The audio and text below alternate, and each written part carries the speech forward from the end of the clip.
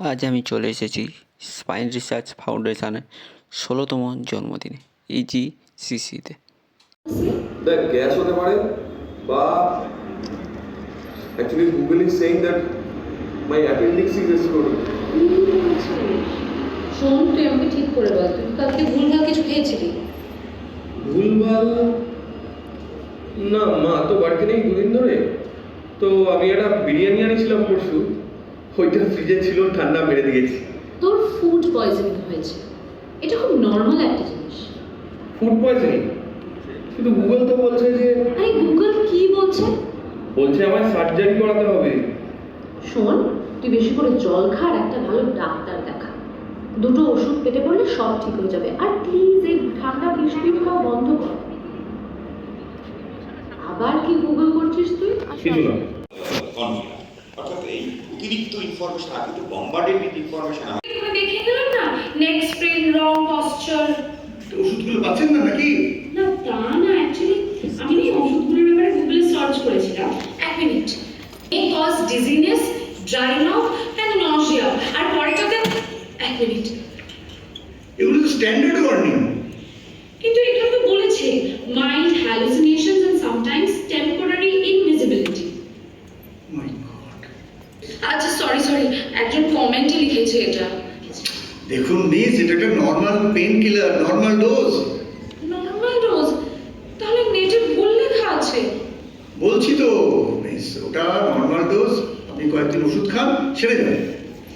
কিন্তু ব্যাপারটা একটু রিস্কি হয়ে যাচ্ছে না? কি বলবো madam, too much googling is two risky, isn't it?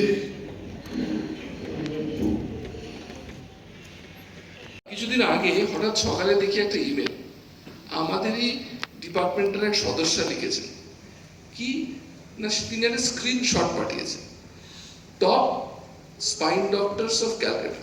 সেই সার্চ করায় সে খুব অদ্ভুতভাবে আমাকে লিখেছে যে আপনি তো নেই এর মধ্যে। তখন আমি তাকে জিজ্ঞেস করলাম যে হঠাৎ তুমি সার্চ করতে গেলে কেন? না, উনি আমাদের ডিপার্টমেন্টেরই সদস্য। বলে দেখুন, রুগীরা তো আজকে গুগল দেখে আসে, তো আপনি যদি টপ 10 ডাক্তারদের মধ্যে না থাকেন তাহলে আপনার কাছে আসবে কেন? তখন আমি তাকে বুঝিয়ে বললাম যে এই ডাক্তারের নামটা কিন্তু রিভিউ ভিত্তিক। একটা হোটেলে থাকলে হোটেলের লোকরা খুব বলে একটু রিভিউ লিখে যান। আমরা তো আমাদের রুগীকে বলি না এই বেরিয়ে গিয়ে একটা রিভিউ লিখে যাবে। সেই জন্য আমাদের নাম কোনোদিনই আসবে না। সেই ক্ষেত্রে জাস্টিস রায়ারকে জিজ্ঞেস করি, আচ্ছা আমরা যখন একটা প্লেনে চড়ি আমাদের তো ডিসক্লেমার সই করতে হয় না যে 1 লাখে একবার এই প্লেনটা ক্র্যাশ করতে পারে, কি ওঠার সময় কানে তালা ধরে যেতে পারে।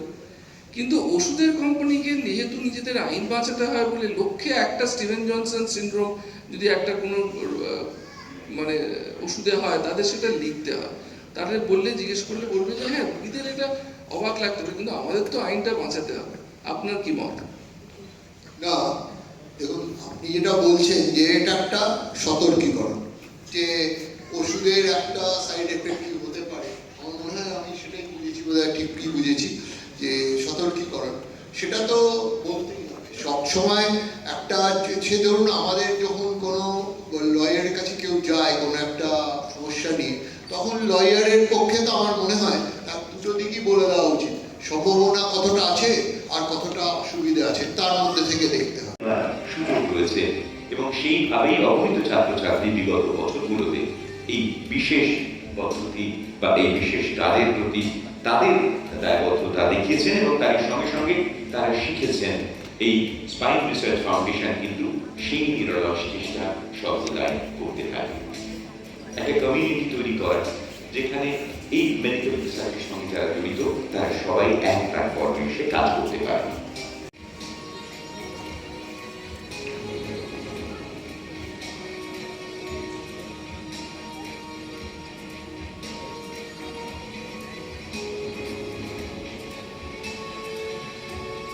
ডাক্তারবাবুদেরকে চেনা যায় তাদের গলার স্টেথোস্কোপ দিয়ে, কিন্তু তার ভিতরে কোথাও যদি মানুষের প্রতি ভালোবাসা না থাকে, তাদের প্রতি প্যাশন না থাকে, তাহলে কোথাও তাদেরকে আমরা যেটা বলি অর্থাৎ কথাটা তো আমাদের মনে ব্যাহত হয়। তো সেই জন্যে এই যে এসআরএফের এই যাত্রাপথ, সেই যাত্রাপথে বোর্ড অফ ট্রাস্টিজের একটা গুরুত্বপূর্ণ ভূমিকা আছে এবং সেই বোর্ড অফ ট্রাস্টিজে যারা রয়েছেন তার মধ্যে অবশ্যই আমরা কিছুক্ষণ আগে তাকে মঞ্চে দেখলাম, মিস্টার অভিজিৎ দেবের নাম উল্লেখ করতেই হবে ডক্টর তৃণাঞ্জন সারাঙ্গীর কথা এবং Somnath Basu.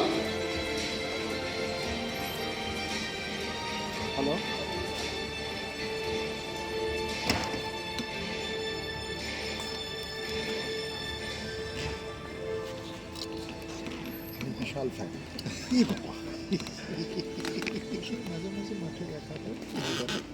Doctor Soumyajit Basu, of course একটা জোরদার হাততালি আমাদের এই কাজের জন্য। এই বোর্ড অফ ট্রাস্টিজের নিজেদের ভরসা, বিশ্বাস এবং আস্থা দিয়ে এগিয়ে চলেছে স্পাইন রিসার্চ ফাউন্ডেশন।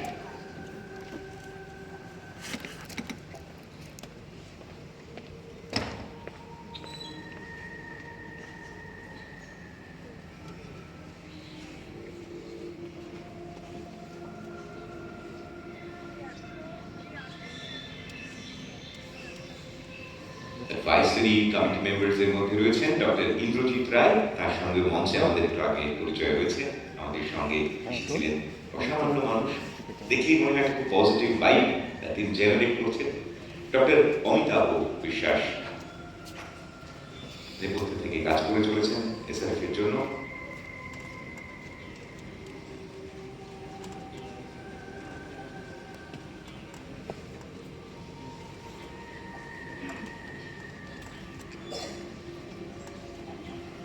ডক্টর শান্ত বোস এবং ডক্টর সিং।